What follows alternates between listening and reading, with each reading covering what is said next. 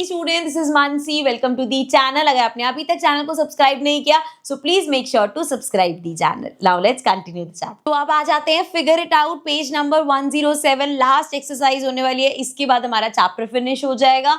So it says find all the sides and the angles of the quadrilateral obtained by joining two equilateral triangles with side 4 cm। अब equilateral triangles के बारे में हमें क्या पता है?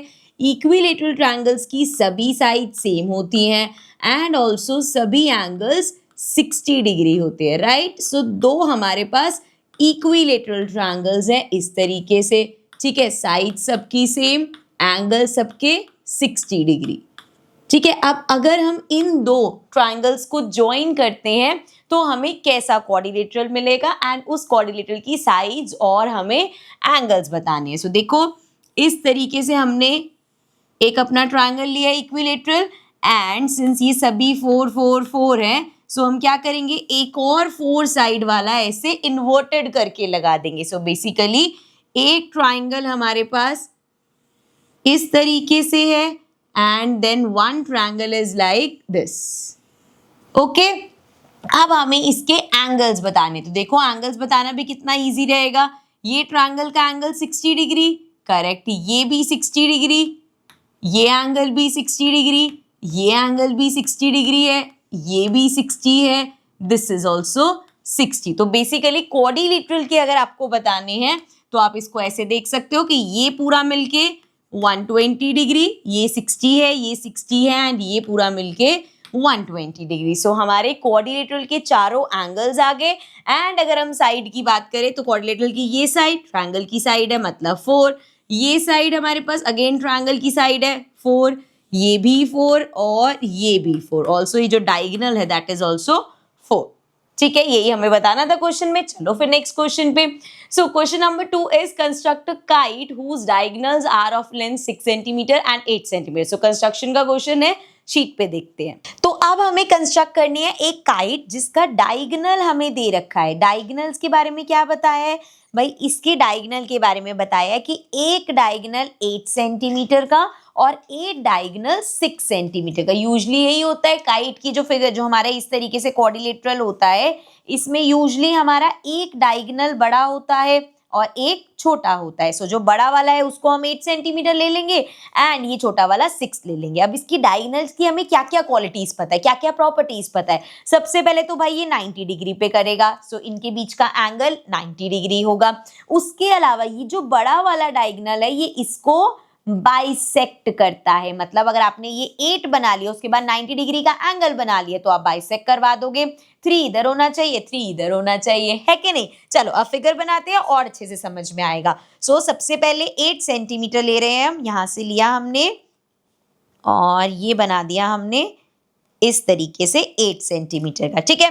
अब किसी भी पॉइंट पे, क्योंकि ये जो 8 सेंटीमीटर वाला है ये बाइसेक्टो ऐसा कहीं रूल नहीं है, सो किसी भी पॉइंट पे आप कोई भी एक पॉइंट ले लो और वहां पे अपना 90 डिग्री का एंगल बना दो। तो 90 डिग्री का एंगल बनाने का मैंने आपको एक तरीका बताया था ना अभी, क्या था वो?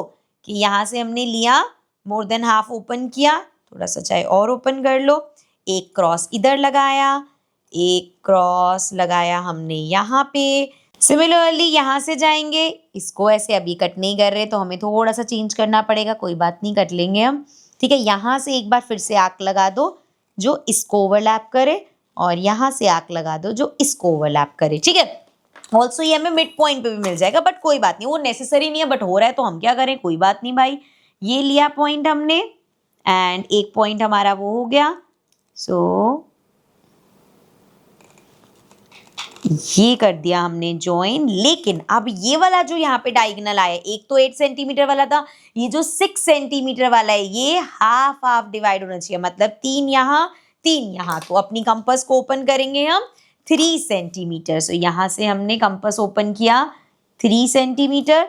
सो ये हुआ हमारा इस तरीके से और ये हुआ हमारा इस तरीके से, ठीक है। सो अब क्या करेंगे, ये पॉइंट मिल गया भाई हमें, यहाँ से लिया और इसको कर दिया हमने इस तरीके से ज्वाइन और यहाँ से इसको कर दिया हमने इस तरीके से ज्वाइन, ठीक है। और ये भी ज्वाइन कर दो, ये ऐसे और ये वाला ज्वाइन कर देंगे हम ऐसे, ठीक है। अब एक चीज ध्यान रखना, क्योंकि मैंने ये वाला 90 डिग्री का एंगल बनाया तो ये मिड पॉइंट पे आ गया, तो ये ज्यादा हमें क्या लग रहा है, स्क्वायर लग रहा है, क्योंकि यहाँ पे क्या हुआ, हमने दोनों के मिड पॉइंट से ज्वाइन किया। अगर हमें प्रॉपर काइट का शेप ही चाहिए तो आप क्या करोगे, देखो मैं एक बार फिर से बताती हूँ। यहाँ से लिया, हम ये लेंगे 8 सेंटीमीटर, ठीक है। अब किसी भी पॉइंट पे, ये कोई भी रैंडम पॉइंट लिया, यहाँ पे तुम अपना 90 डिग्री का एंगल बना दो, ठीक है। यहाँ पे लिया हमने, कंपास वाला मत करो क्योंकि वो मिड पॉइंट पे जाता है। फिर यहाँ से तुमने ये मार्क कर लिया कि भाई ये मेरा हो गया 90 डिग्री, एंड देन यहाँ से दोनों पॉइंट्स को लेते हुए ये पॉइंट और हमारा ये वाले पॉइंट से हमने अपना इस तरीके से 90 डिग्री का एंगल बना लिया, तो ये 90 डिग्री हो गया। अब दोनों तरफ 3 सेंटीमीटर चाहिए, सो इस पॉइंट से अरे अरे अरे यहाँ पे कट किया 3 सेंटीमीटर और यहाँ पे भी कट किया 3 सेंटीमीटर। तो सिंपली अब आपको क्या करना है, ये पॉइंट्स मिल गए, इस पॉइंट से इसको ज्वाइन कर दो इस तरीके से, देन इस पॉइंट से इसको ज्वाइन कर देंगे हम लाइक दिस, एंड ये बचा हमारे पास ये और ये और ये और ये। तो अब आपको ये आराम से दिख रहा होगा, देखो यहाँ पे ये इसके इक्वल होगा, ये जो है इसके इक्वल होगा, सो ये हमें एक काइट का शेप मिल गया। बिकॉज यहाँ पे जब ये हाफ से होगा ना तो बहुत ज्यादा यहाँ पे ऐसे लगेगा यार ये तो हमने स्क्वायर बना दिया, तो कोशिश करेंगे हम मिड पॉइंट से कट ना करें ताकि हमें प्रॉपर काइट का शेप मिले, ठीक है। चलो आगे बढ़ते हैं। सो question number 3, find the remaining angles in the following trapezium. अब हमें यहाँ पे रिमेनिंग एंगल्स निकालने हैं। सो सिंस ये एक यहाँ पे ये ट्रेपीजियम्स हैं, सो देखो हमें पता है ट्रेपीजियम की ये side is parallel to this, so that means अगर हम ऐसे देखें कि दो पैरेलल है एक ट्रांसवर्सल है, तो ये एंगल 135 और ये वाला दोनों का सम कितना होगा, 180 होगा। मतलब अगर मैं 180 में से 135 को माइनस कर दूं, 10 में से 5 गया 5, ये आ जाएगा 7, ये आ गया हमारे पास 4, so we have this angle 45 degree, ठीक है। सेम चीज यहाँ पे अगेन दो पैरेलल, इस बार ट्रांसवर्सल ये हो गई, सो ये एंगल इज 105, सो अगेन ये एंगल और ये एंगल दोनों मिलके क्या बनाएंगे, 180 डिग्री। सो 180 में से हम 105 माइनस कर देंगे, 10 में से 5 गया 5, ये आ गया 7, सो दिस इज 75 डिग्री। ओके, निकल गए एंगल्स हमारे। इधर चलते हैं अब, यहाँ पे again it is a trapezium, लेकिन एंगल सिर्फ एक है, लेकिन साथ में अगर हम देखें कि भाई ये जो साइड है और ये जो साइड है ऐसे डैश डैश लगे हैं, मतलब ये इक्वल है, तो ये कौन सा ट्रेपीजियम हो गया, ये हमारा आइसोसेलेस ट्रेपीजियम हो गया, जिसमें हमें पता है ऑपोजिट एंगल इक्वल होंगे। सो अगर ये 100 डिग्री है तो ये भी 100 डिग्री होगा, ठीक है। अब सिंपल, ये 100 है तो ये कितना होगा भाई, ये देखो ना, ये पैरेलल ये ट्रांसवर्सल, ये 100 है तो ये 80 होगा, तभी दोनों का सम 180। सिमिलरली ये भी यहाँ पे 80 हो जाएगा, ठीक है। So this is also 80 degree. Clear, easy था ये तो बहुत। चलो आगे बढ़ते हैं। So now question number 4 says draw a Venn diagram showing the set of parallelogram, kites, rhombus, rectangle and square, then answer the following questions. तो यहाँ पे ना हमें क्या क्या चीजें बोली हैं, पैरेललोग्राम बोले हैं, then we have square, rectangle और रोम्बस और काइट, ठीक है। सो इसका हमें वेन डायग्राम बनाना है। जब हमने वेन डायग्राम्स बनाने शुरू कर दिए तो उसमें सबसे सिंपल हमने रखा था कि देखो जैसे ये रेक्टेंगल है, ठीक है, सभी हमने कहा था जितने भी स्क्वायर्स होते हैं ना सब रेक्टेंगल होते हैं, तो वो हमने कहा चलो भाई इसके अंदर रख देते हैं। फिर हमने कहा ये स्क्वायर और रेक्टेंगल ये सारे पैरेललोग्राम होते हैं, ये हमने वेन डायग्राम देखा था, ठीक है। अब हमें यहाँ पे और चीजें ऐड करनी है, जैसे हमारा रोम्बस और काइट आ गई। अब अगर हम काइट की बात करें तो वो पैरेललोग्राम नहीं होता। अब ये सारे तो पैरेललोग्राम है लेकिन काइट नहीं होता। अब जैसे काइट नहीं है तो वो, जैसे रेक्टेंगल सारे पैरेललोग्राम है तो वो पैरेललोग्राम के अंदर है, सभी स्क्वायर्स रेक्टेंगल है तो वो रेक्टेंगल के अंदर है। तो काइट जो है वो कंप्लीटली इसके अंदर नहीं आ सकती, उसको हम अलग से बाहर बनाएंगे, ठीक है। तो चलो आओ पहले हम इसको रब करते हैं, पुराना वाला डायग्राम हटा के नए डायग्राम में देखते हैं क्या क्या चेंजेस आए हैं। एंड ऑल्सो हमारे पास रोम्बस भी है। तो काइट का तो हमने देख लिया।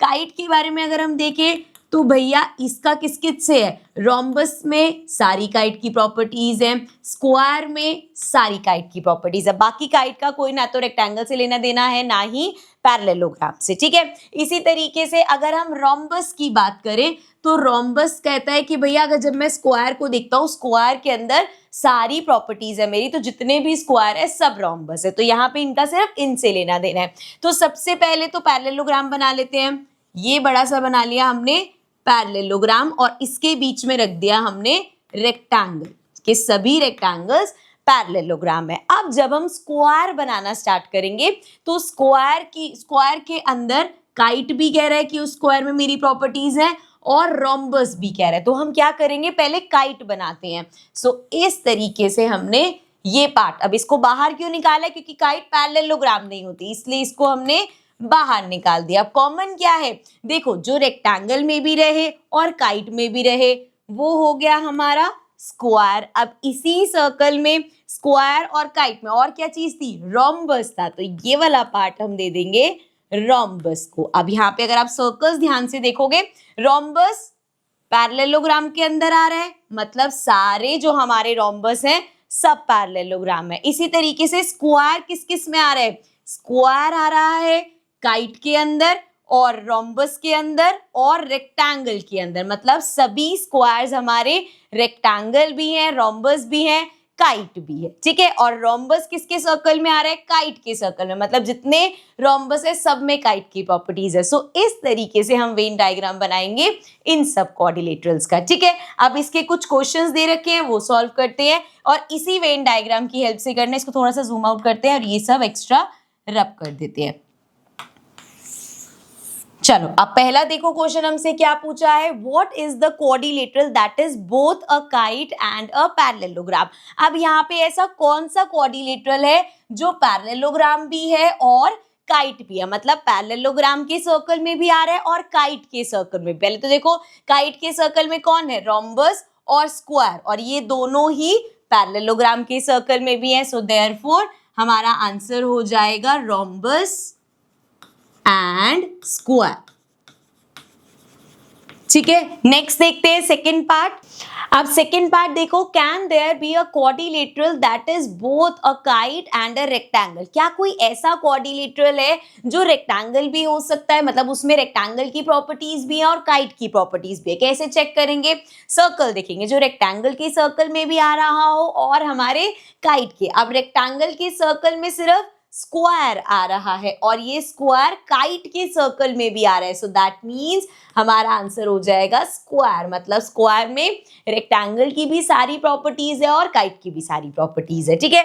नेक्स्ट है हमारे पास, is every kite a rhombus, if not what is the correct relation between these two. अब रोम्बस और काइट के बारे में पूछे तो क्वेश्चन क्या है, क्या जितने भी काइट है सारे रोम्बस होते हैं। देखो जब काइट की शेप बनाते हैं, इसमें देखने की भी जरूरत नहीं है, सिंपल सा क्वेश्चन है ये। जब हम इस तरीके से काइट बनाते हैं, इसमें ये साइड इसके इक्वल होती है, ये साइड इसके इक्वल होती है। अगर हम साइड्स ही देखें तो रोम्बस की सभी साइड्स इक्वल होती है, मतलब सारी जो काइट है वो रोम्बस नहीं है, तो इस पार्ट का आंसर नो हो गया। अब इनमें रिलेशन क्या है, देखो जब आप एक रोम्बस ड्रॉ करोगे, इस तरीके से अगर हम रोम्बस बनाते हैं, उसकी सभी साइड सेम है। जब काइट जाके रोम्बस देखेगा वो कहेगा मेरी तो यहाँ पे, मैं तो चेक कर रहा हूँ ये साइड इसके इक्वल है, हाँ भाई है, ये इसके इक्वल है, बाकी सारे डायगोनल्स वगैरह चेक है।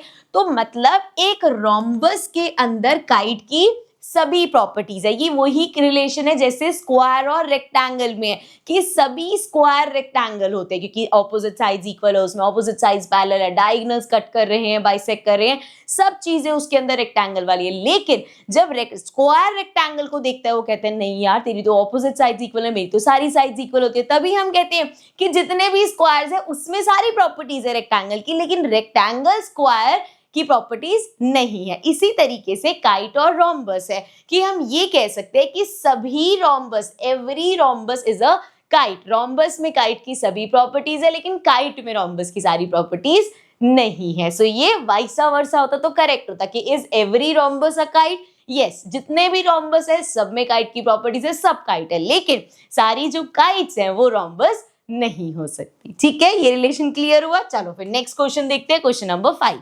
So now question number 5 says if PAIR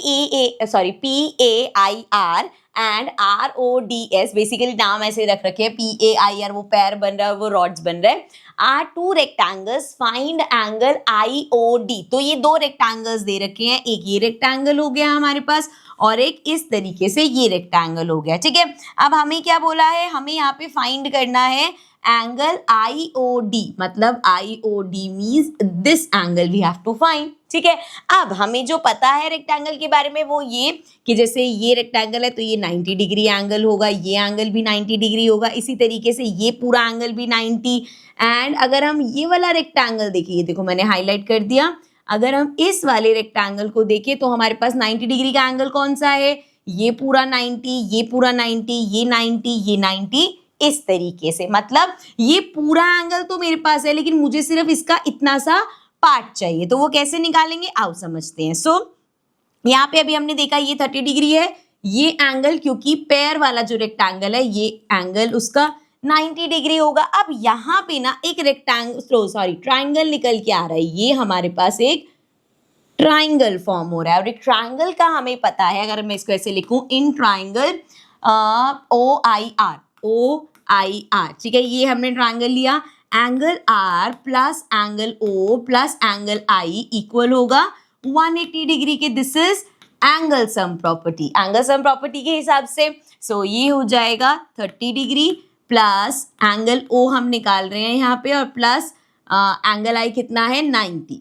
so this is equal to 180 degree. So ये हो जाएगा 9, 10, 11, 12। So angle O plus 120 equal होगा 180 डिग्री के and angle O equals to 180 minus 120 which will be, angle O क्या आ जाएगा हमारे पास 60 degree. सो हमारे पास ये मैं रब कर देती हूँ, यहाँ पे जो हमने बनाया है अभी कौन सा एंगल निकल के आया है, हमारे पास आया है ये वाला, इतना एंगल जो है ये 60 डिग्री का निकल के आया है। अब अगर हम रेक्टेंगल देखें, ये हमारे पास रेक्टेंगल है, ठीक है भाई, ये पूरा रेक्टेंगल है विच मीन्स कि ये वाला जो पूरा एंगल है दिस इज 90 डिग्री। अब भाई ये पूरा 90 है, इतना 60 है, बचा हुआ कितना होगा, पूरा 90 है, थोड़ा सा पार्ट 60 है, तो बचा हुआ पार्ट कितना आया 30 degree. So that means angle IOD जो हमें निकालना है दैट इज 30 डिग्री, वो हमारे पास 30 डिग्री आया, ठीक है, समझ में आया क्वेश्चन। चलो आगे देखते हैं next question number 6, construct a square with diagonal 6 centimetre without using a protractor. So यहाँ पे अगेन कंस्ट्रक्शन का क्वेश्चन है, चलते हैं कि देखते हैं। चलो जी, अब क्या करना है, हमें स्क्वायर कंस्ट्रक्ट करना है जिसका अगेन डायगोनल कितना गिवन है, स्क्वायर का डायगोनल दे दिया उन्होंने 6 centimetre but without using a protractor. तो कोई बात नहीं, 90 डिग्री का एंगल हमें आता तो है बनाना। क्या करेंगे, देखो हमें एक स्क्वायर बनाना है, आपने डायगोनल लिया, पहला डायगोनल भी 6 है, दूसरा डायगोनल कितना होगा, हमें पता है स्क्वायर के डायगोनल सेम होते हैं। सो अगर ये 6 है तो ये भी 6 है, ये भी 6, ये भी 6, दोनों 6 सेंटीमीटर हो गए। इसके अलावा 90 डिग्री पे बाइसेक्ट करता है, ये भी हमें पता है, ठीक है, और बाइसेक्ट करता है मतलब ये भी 3, ये भी 3, ये भी 3, ये भी 3, ठीक है। अब ये सारे तो इसकी प्रॉपर्टीज हो गई। आओ यहाँ पे कंस्ट्रक्ट करते हैं, स्टार्ट करते हैं। 6 सेंटीमीटर का एक बना लेते हैं लाइन सेगमेंट। सो यहाँ से लिया हमने एंड ये बना दिया हमने 6 सेंटीमीटर का लाइन सेगमेंट, ठीक है। अब हमें 90 डिग्री का एंगल बनाना है तो क्या करेंगे, कंपास से भी तो बनाना आता है। ये मोर देन हाफ ओपन किया हमने एंड ये आंख रखी, ये आंख रखी। देखो यहाँ पे कंपास कितना ओपन हुआ है वो मैटर नहीं करता, लेकिन जितना इस यहाँ पे आपने ओपन किया है उतना ही इस पॉइंट से मार्क करते हुए भी ओपन करना है, इस तरीके से और इस तरीके से, ठीक है बच्चे। सो ये अब इंटरसेक्ट नहीं हुआ तो दोबारा से आर्क लगा देंगे इस तरीके से, ठीक है। सो यहाँ से अब इन दोनों को ज्वाइन करते हुए लेके जाएंगे, ये लिया हमने और ये आ गया हमारा ऐसे, ठीक है। सो ये मिल जाएगा हमें अब 3 सेंटीमीटर, 3 सेंट, ये तो इसका तो देखो मिड पॉइंट अपने आप ही मिल गया होगा, यहाँ से आप चेक करोगे ना, क्योंकि हमने 6 बनाया था। जब हम ये वाला बनाते ना अपने आप मिड पॉइंट पे बनता है, ये भी 3 हो गया और ये भी 3 हो गया, ठीक है। अब हमें यहाँ पे 3 रखना है। सो ये लिया, इसको कंपास को 3 सेंटीमीटर ओपन करेंगे। सो यहाँ से ये पॉइंट और यहाँ से ये वाला पॉइंट, ठीक है। सो अब ये बहुत इसके पास है, ध्यान से बनाएंगे। ये पॉइंट मिला हमें, ये करा हमने ज्वाइन एंड इसी पॉइंट से ये भी ज्वाइन कर देंगे। सो ये हो गया हमारा इस तरीके से और ये लिया एंड लेट्स जॉइन दिस इस तरीके से एंड लेट्स जॉइन दिस इस तरीके से। ठीक है बेटा, क्लियर है? So now we have got our required square. यही हमें ड्रॉ करना था, सिंपल था, इजी पीजी था। चल, so this was the end of this part. इसके आगे के जो भी क्वेश्चंस, जो भी पेजेस बचे हैं, हम कंटिन्यू करेंगे अपने नेक्स्ट पार्ट में। I see you all in the next video, but जाने से पहले you have to subscribe the channel. Bye for now.